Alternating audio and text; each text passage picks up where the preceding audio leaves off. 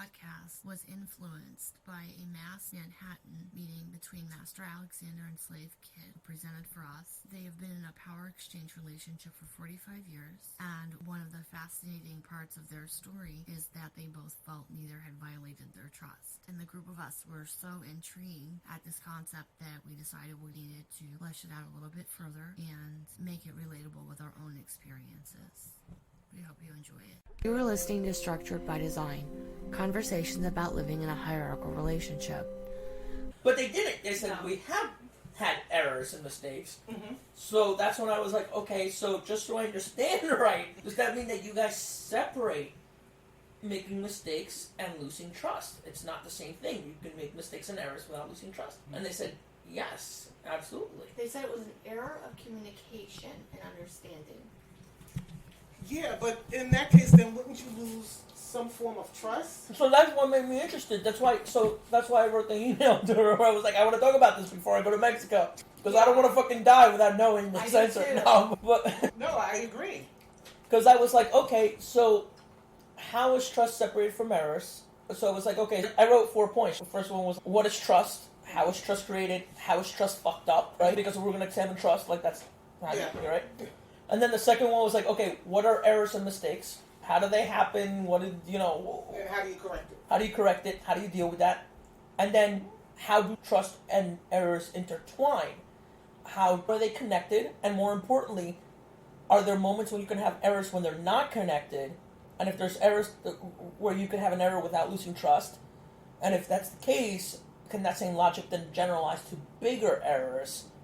Because if it can, then that explains what Master Alexander and Slave Kid are talking about. Right, exactly. And because the idea that, like, errors can happen without losing trust is, like, an extremely novel idea to me, right? I was like, so I really want to, like, explore more about this. Right. And, like, because I feel like it's almost like reaching nirvana. I feel like if I can separate trust and errors, I feel like I'm going to be fucking Buddha. Like... And it would be like grasshopper. Errors do not mean lack of trust. Yeah, but that's all of that is very important. You can't even mess with it. Yeah. Oh, Roseanne, you weren't paying attention. Who heats up a pickle? I always have your. Yeah. What is trust? Why is it important? And how is it important in an MS dynamic? So, that's easily explained, including if it's possible to do MS without trust, which I don't know. I don't know, but that's where it gets tricky. Right. I don't think you can do MS without trust. I mean, you have to have some level of trust. I think so too. I think if it's the MS we're talking about, the MS that we do, yes, where it's all the time, yes, in all aspects of your life, I don't see how you can do that without having trust for someone. I'm trying to think of parallels where that is. If you're like in the priesthood, if you become a monk, you're basically giving up part of yourself to all aspects of your life throughout your entire time. That requires a certain trust of your monastery, at the very least. At most, your religion, or maybe the other way around, depending on how you think of religion, right? Yeah. So, like, but I think it starts with, when you're in that example, it's more faith. Yeah, than the that's trust. what I was going to say, faith. But I think MS starts with faith. It does.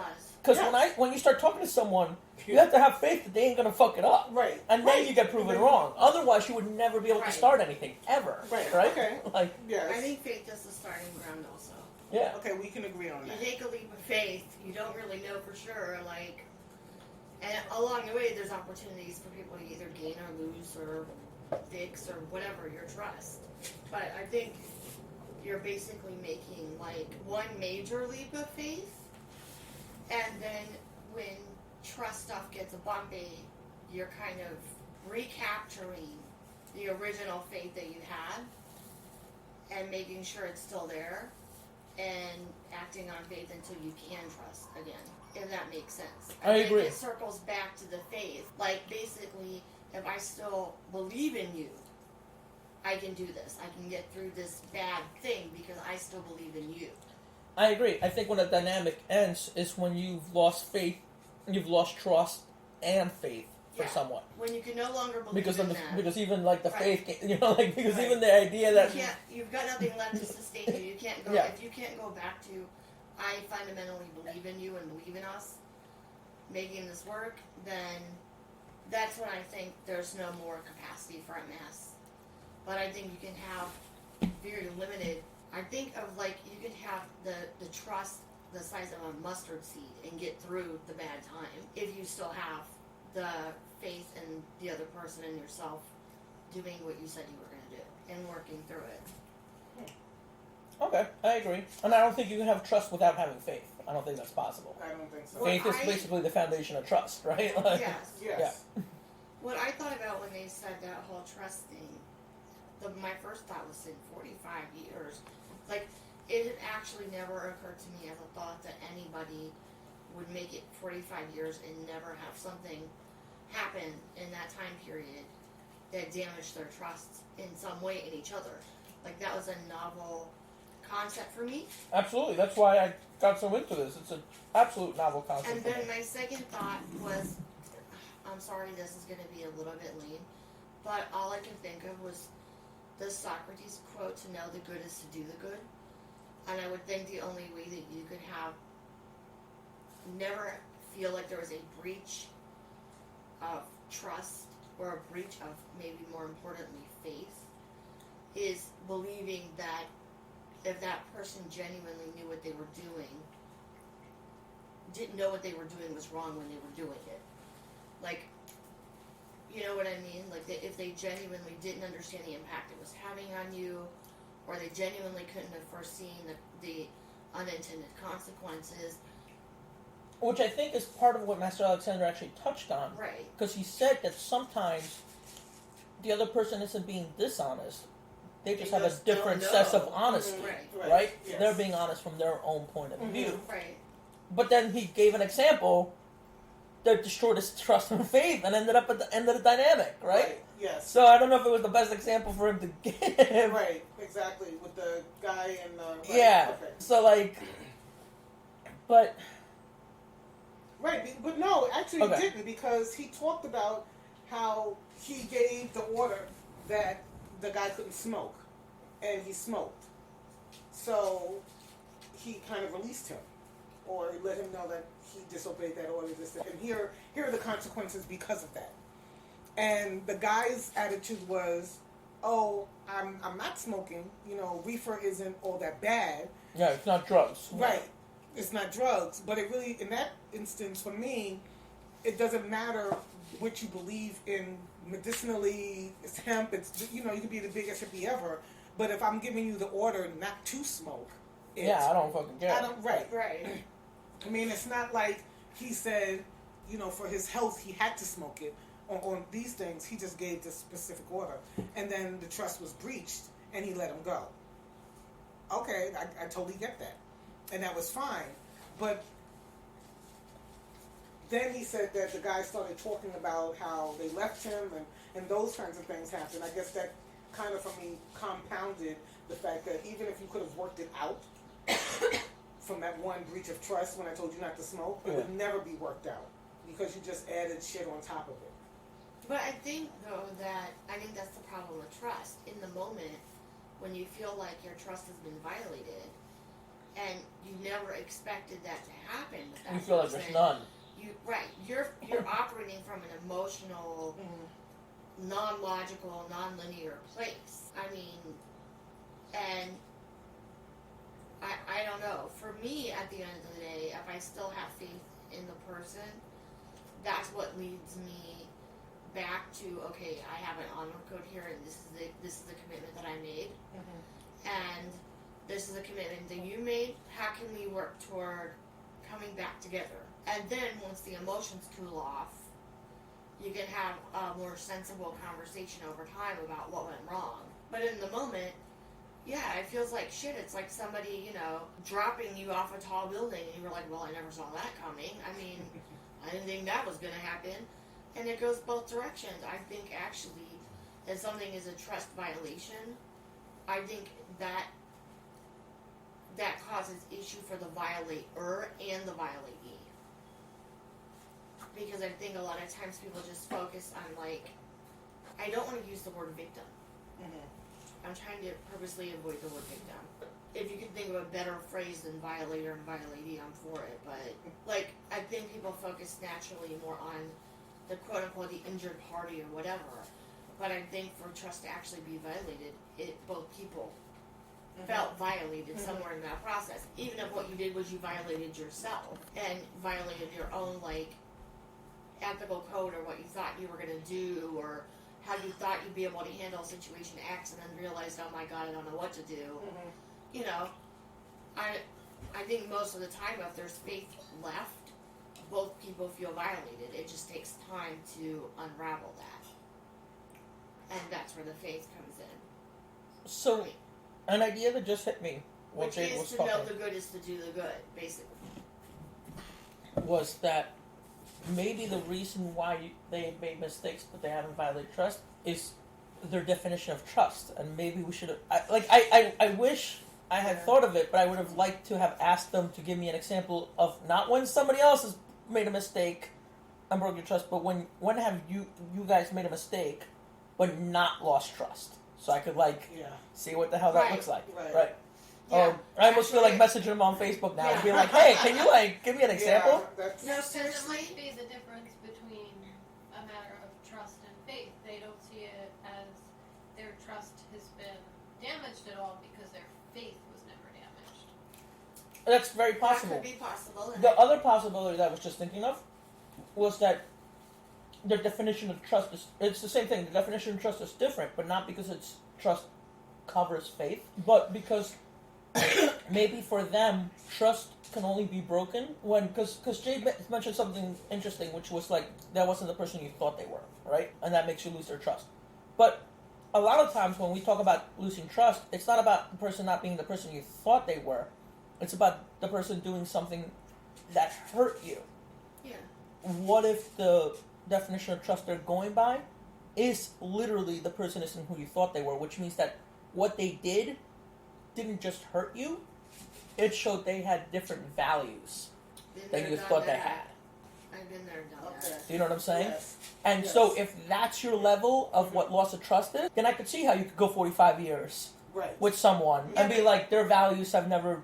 Right, because but to me, wavered. that is what causes a lack of faith. If something happens and I realize, oh, your moral code is not only something different than you told me it was, but it's also something I can't get behind because it violates my moral code, that's when I've lost faith in the person and there's nothing left to work with there. Okay, that's interesting because that's intertwined too. That makes sense. For me, if their moral code, if it turns out, okay, on a scale of 1 to 10, I thought you were at about an 8 on this issue, but it turns out you're like a 15. Can I get behind that? Most of the time, I can, because to me, morals are not like black and white; they're situational. And if the situation calls for some extreme, then I'm like, okay, the situation called for an extreme response. You've ever been poor or hungry, it's true. I mean, exactly, like that. I don't think that it's a brilliant idea for people to run out and steal or whatever, but I've panhandled before because I was hungry. And I don't feel like there was anything wrong with me doing that. And I don't feel like there was any kind of ethical violation of me doing that. But I can appreciate where somebody else might think so. Right. But I would just assume that somebody that would think so has probably never actually been hungry. Right. Or, never honest to God needed medicine or something. Their tummy might be rumbly, but they're not hungry. Right. Yeah. I mean, and I was. So I, did what I had to do. And, my thing is generally like, I'm okay if the outcome ends up being something that hurts me, but I'm not okay if the outcome causes collateral damage for other people. Those are things that are harder for me to work through if my faith and my trust is damaged, and it's not directed just to me. I have a much harder time coping with that. That's interesting. So, from what you just said, it almost sounds like Roseanne's proposed definition of trust and my proposed definition of trust are actually the same definition, just expanded. Okay. Right? Because she's saying that trust and faith are the same thing, and I'm saying trust doesn't get violated unless the value gets violated. But if that's when you lose faith, and you're interpreting trust as both trust and faith, then that means they're both the same thing. You interpret trust as both trust and faith as one thing, trust, and that doesn't get violated unless a value gets, Right. you know. And I can see that. So I can see. In that case, I could see 45 years 45 without years. losing trust. Yes. If you're going by that definition of trust. That is true. Yeah. I was gonna say. But even then, wait a minute. But even then, 45 years. Do you know that on day one? You know, there has to be. Doesn't have to be. I would assume that would be tested in the beginnings parts of one's relationship, But until they become aligned. Or, testing someone's values and finding out their values isn't what you thought they were are two different things. No, I get that. Yeah, but can I say something like off the record? Maybe I was thinking of it like this also. If you're going with this purely to know the good is to do the good mentality here, all right? And if that is the case for your basis of trust overall, and I can understand how you could go 45 years if, like what happened with us, it wasn't that I got a concussion that freaked me out. It was that you didn't have the emotional reaction I expected you to have. And then I had an emotional reaction because you weren't reacting. And so in the moment, it felt like my trust was violated. Not just that I had a concussion, but that you didn't respond in some fucking way I expected you to respond. And then I violated your trust by running away, which you didn't ever think would happen. And basically, we had to go all the way back to square one and reassess, like, where is our faith in each other right now? And I knew I still had faith in you. I still believed in us. But I didn't know how to move past being very upset that you didn't have this, oh my God, I really hurt you. And it took me a really long time, like, for my logic to kick in and be like, that's kind of stupid. Like, you're faulting somebody for not having an emotional reaction when you're not. You didn't have an emotional reaction. Because I didn't originally have any emotional reaction. So, that is kind of how I separate out, like, faith and trust. My faith in you wasn't damaged. But I can understand how me trusting that you would never cross a line to do me damage, I could accept. And it's like, well, if you can accept that and accept that that really probably wasn't what she was wanting to do, and you can accept that if you're going to play with fire, sometimes you're going to get burned, why can't you accept that she just didn't have an emotional reaction? And really, who fucking cares? Like, I had to tease all those things apart, basically. But I had to keep circling back to, do I still believe in us? And I always did. So, I think if we basically put what you said into the definitions of trust that I think we're thinking are the most likely definition of trust that MaST Manhattan and slaves are going by right now, that makes sense, because the moment your trust was violated was because in that moment you questioned whether Sir Raven had the values you thought she had. Yes. Right? That's what and I'm that's saying. actually what made you leave. Yeah. And she questioned your trust Right. because by you leaving, it definitely questions what values you have. Right. You know, I know, at least for me, if Roseanne walked out for any reason, I would question whether she had the values I thought she had. I was saying. Right, it's exactly the same thing. So that's Yeah. what I'm saying. It's like, so if trust and faith are the same thing, I'm basically reiterating it in the language that we believe MaST Manhattan and Slave Kid are using. Right. Exactly. So it's going to be the same Right, thing. and I'm I'm saying reiterating it. Yeah. My So- faith in her wasn't damaged. My trust was. Her faith in me wasn't damaged, but her trust was. Well, I don't know. I would say at first, I I think initially it was. I'll be honest. I think once you started looking at it logic, once you took time, you were like, wait, that's not true. My faith isn't damaged. And I know what you're talking about, because I remember seeing you when you left. God, I was a I- hot fucking mess. Yes, but you specifically used the word faith when you were hanging out with me. I felt shattered. You did, but you also said, I have faith, and then you were pissed at yourself for having faith. But that's a whole other thing. Yeah, I was. You know, you I was, were. because honestly, Because you were trying to wrap the two every- ideas, what I saw you. no, Yeah. because every other time in my life that I've had to make a decision, I relied on my logic and I relied on my gut feeling. This is the only time in my life I made a decision purely based on my emotion. It was my emotion that was so strong that I couldn't psychically sever ties. And that's what told me you still have faith in this person, or you would be able to cut your fucking losses and be like, dude, you're not who I thought, I'm not who you thought. Right. But I never got to that place because it was like, you know, it's kind of hard to say that you have no faith. Not only that, but I mean, for God's sakes, I came over and cleaned the fucking house while she was at work. Yeah, Like, I was looking in her refrigerator to make sure she had food to eat. I just figured it's she was nosy. She was throwing money at it and was like, there's money on the house card. Make sure you eat. I mean, Yes, I know. we were still, like, looking out for each other I know. in every way that we could look out for each other. I mean, if that's not faith, I wasn't there, but I was there. You know, like. But I mean, like, Yeah. if that's not examples of faith, I don't know what would be examples of faith. And I'm wondering, like, in 40 more years, if we make it to 45 years, we'll be looking back on it thinking, well, my trust really wasn't violated. And that's what I was getting to. Right. Because we'll have, like, I'm looking at it a year, right now we're like a year exactly removed from the situation. And what I think about it is, Really?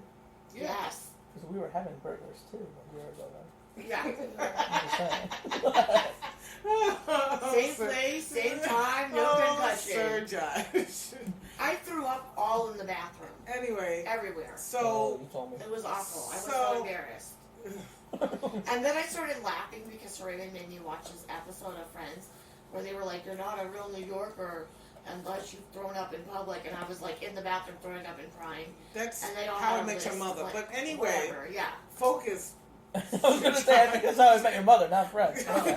whatever. Wait a minute, Roseanne wants to say something. How's your meat? Delicious. Yeah, It always it is. If you'd worn the cowboy hat, it might have tasted even better. You don't know. We'll never know. The world will never know. No, Right. I think it's basically just that. Like, all of us have experienced hard times in our dynamics where, like, recently, meaning in the past, whatever, years, where we felt like trust in one another was violated. But then, as time passes, and we learn more about one another, and we talk more with one another, we learn that it's actually not a trust violation, that it was more of a miscommunication or lack thereof communication. Therefore, looking back upon it, the trust really wasn't violated. Right. To kind of like just, Yeah, I think there's. Sorry, I'm gonna let you go, but I think there's a difference between feelings getting hurt and trust being violated. Yeah, but Roseanne is saying something similar to what Master Alexander was saying that had me a little confused. But I'm understanding it now, what you're saying. Go on, bro. Maybe because you're a slave thing. but no, like when you're Always helps. when you're in the moment or you're recently after the moment, you will feel and you will truly believe that trust was violated. Yeah, Yeah. that's what Jake said. Yeah. But as time passes on and you talk to one another and you understand better one another, you learn that it actually wasn't. But if you ask somebody, even like if it's like something major and you ask them 3 years later, was his trust violated? They might still say yes, but you ask them 10 years from then, they might say no. Yeah, Yeah. so I think, like, okay. I think no, that, I'm okay with being cut off by this lady. Right? Yeah, I still have something else to say. No, you can go. No, go. I think Take that, turns. Go for it. okay, I think looking back on that, it seems to me that I can totally understand where each one of us felt violated. And I wish that it wasn't something that had, like, done body damage, because for quite a while I was, like, focused on that, healing, like, my head, and I was, like, in a not good place with that. And I think that if it had been something else, the whole thing could have gone a whole lot, like, Yeah, a part of it Faster. was baggage of past Yes. experiences. part of it was baggage of past experiences, and part of it was that there was actual physical damage done. And I think that I kind of wasn't able to think, like, rationally for a while at all. And that is never good for me because I'm like a really rational person most of the time. But then looking back at it, if I think about our trust in the grand scheme of things, I trust you more now than I did before that happened. Because before I was acting on faith, thinking she'll never, do that. She'll never do anything that I think of, oh, well, that crossed the line, that was abusive. But, okay, so you did. And we move forward. And what I think about it is, I trust you more now because I know for a fact that if something ever went off the rails again, you would clean it up. You actually, you are who you say that you are. You cleaned up the mess with me. I mean, I helped, but a lot of it on the front end, you had to do. And it took me a longer time to get to a place, I would say several weeks, before I thought could get around to rationally thinking about how your trust was violated too. Because you never thought I would run away. And I certainly, if you had asked me the day before, I would have said, oh, that'll never happen. But that's what I did. And so, you got to do more cleanup on the front end. But I had to own my part too and be like, I could see where this really fucked up your trust in me. But if you look at the whole totality of our relationship, it kind of made everything stronger. Because I think that you were able to believe me that I'm actually not capable of just leaving. And and that makes it seem like when I say I kidnapped you, that makes it seem kind of strange. Because now you're like, you can't leave.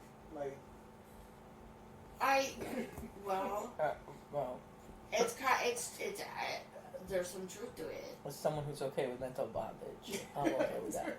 Okay. I don't. Mr. Josh approved. I don't really Mr. have Josh such, approved. I don't really have such an issue with Stockholm Syndrome. I mean, you did plant the seed that my life would fall apart, and it most certainly did. In short order, like Murphy's Law happened. Everything that could go wrong went wrong the second I wasn't at home, and it's like, we had a pretty well, good day. Okay, go ahead. Because what I was going to say was I was just basically going to bring it back to what I've been saying. Yes. So if trust covers all that, then the situation that the example that Jade gave, which was your situation, the reason why over time trust wasn't failed, like Rosanna's saying, over time you're like, well, no, the trust, we never did lose trust, is because if trust and faith are put together, and faith is questioning someone's values, the day of, I do believe the day of, there was a moment, a lapse of faith. And that was that was when the running away happened, and that was basically when you were like, oh, she ran away. That was a lapse of faith from both of you because both of you questioned each other's values. Well, now, actually, I also questioned my own self because I did it in the process of a panic attack. Yes. So I mean, I was questioning my own it wasn't like a rational. No, that's why I get what you're saying. That morsel of faith, there was there was a moment there. Yes, a moment. Now, yes. But that wasn't a loss of faith. That wasn't the rest of it. The fact that you were fucking filling that card, the fact that she was coming up and cleaning shit, that if that didn't happen, you guys wouldn't have come back together. True. Right? That is what sort of confirmed you questioned each other's values. And that confirmed the values. And like we were speaking earlier, when I was talking about the boy, when you have that moment when you question, it's like questioning integrity. You question that integrity. If it stands strong, then you walk out of it believing in that integrity more. And for you guys, it stood strong. So that's why I feel like now you feel like you have more trust than before. Because for both of us, like the worst thing that could have happened happened. Right. And she saw what I did. I saw what she did. It was like, well, okay, you made the worst decision you could have made in that situation. I made the worst decision I could have made in that situation. But at the end of that moment, both of us were still working toward each other and doing the best that we could do. Like the main things, you were still trying to protect me. I was still trying to take care of you and serve you. And it was all kind of convoluted and fucked up. But I mean, we never really turned our backs on each other. And so we can definitively say, like, well, you did a bad thing, but you are who you said you were. I did a bad thing, but you saw that I am who I said I was. So my point is that in 42 years, Right. even with something like that, which, let's be honest, 99% of people, even people that we do, would be like, wow, like, there was a concussion and there was running away. Right. That's not a small thing. Right. And yet in 30, and yet because there was no breach of values, I could see how in 42 years you would turn around and be like, no, we never lost trust in each other. Exactly. Right. Right? We But might have questioned trust in each other, but we never lost But trust we in each other. had faith, and when you got right down to it, literally, like the day that we did the domestic partnership is the day that we consider we became owner of property. Mhm. And Yeah, I know. even with all that fucked up shit going on, neither one of us were capable of signing that paper. Or at all. Like, neither one of us were capable of doing it. And so, yeah, if anything, you know, even a year removed from it, first of all, thank God it feels like a lot longer than a year at this point. But secondly, I was bound and determined that we were going to end up stronger one way or another way. Like, I wasn't going to have us go through that fucking hell and not end up better for it. And I feel like we're a lot better for it. I mean, it's really nice when you have faith and you could be like, well, no, this would never happen. This person would never do that. But maybe what's more important is they fucking do it, and then you're like, okay, now I would agree. what? Faith is fragile. Yeah. Like, Yeah, it is. Faith is You know, fragile. It is. like That's why I honestly. think that's why. It's a good foundation to trust, but faith is fragile. Yes. You know? And you said that moment where there's that moment where you lose faith. If you don't have something to build it back up, it will fucking shatter. Yeah, you were. Yeah. Yeah. Because I think, at least for me, talking about that faith was like, okay, well, I can't have faith in this. I don't have faith in this person. If I wasn't coming home and seeing certain things, it would have taken me there. Like, I would have been like, you know, this person isn't who they say they are. I don't have faith in them in that way. I You know, mean, I'm still holding yeah. up my end of the bargain. I'm being who I said I was, Yeah. but they're not. And so I think in And that I did, instance, like, that there's faith other is, things too. Like, is we fragile. did email. I did accept every phone call from you. Yes. All of those you know. things are fine, but what I'm saying is in that moment of that Yeah. faith, Right. for at least for me, Fucked that up. moment is the pivotal moment. You know, you're not losing all faith. Because it could have literally gone both ways. Yeah. Literally, at that moment, it could have gone both Yes, ways. yes. And if one person had picked a different choice than they Exactly. did, Right. it would have shattered. It would have. You know? That's my point. Yeah, because That what is your I point. did Yes. is That is just, absolutely no. I get. like, So in some ways, what I did is not only just as fucked up as what you did, but it took me longer to acknowledge that what I did was that fucked up. Okay.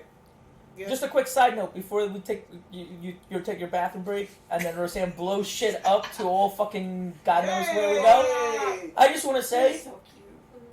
We spend way too much fucking time with you guys because this whole conversation, I was like, yeah, I know. I've been there. I was like, you know, I was like, I don't have a concussion. No one ran away from me, but I was there. You know what? I was the same thing. I was like, Maybe damn, we were a he little does too know a fucking lot. close. Yeah. This is starting to sound like an incestuous family. Like, you know, well, I already know that about you. I don't know. Right. Freckle on your All I'm ass saying is, you know, it's like when you didn't fucking fuck your brother, but you sure watched him fuck his girlfriend. Right? You have been listening to Structured by Design, conversations about living in a hierarchical relationship.